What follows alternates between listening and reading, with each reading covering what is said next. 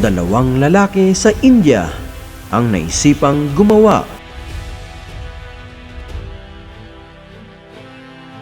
Ang layunin ay para maranasan kung ano ang pakiramdam ng nasa ilalim ng lupa.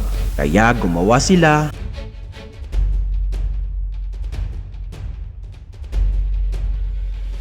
pero ang kakaiba, may ilaw sila sa loob at may music pa. Meron ding laptop at ibang accessories.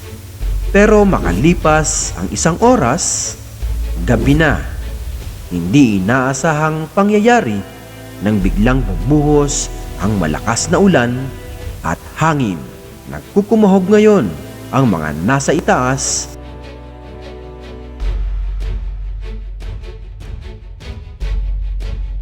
Unti-unti na rin silang pinapasok ng tubig at malamang na mapuno ng tubig ang hukay sa ilang saglit lang.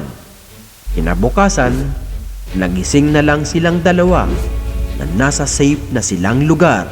Kung nagustuhan mo ang ganitong mga video, pakishare na rin sa iyong mga kaibigan at kapamilya. Maraming salamat. God bless!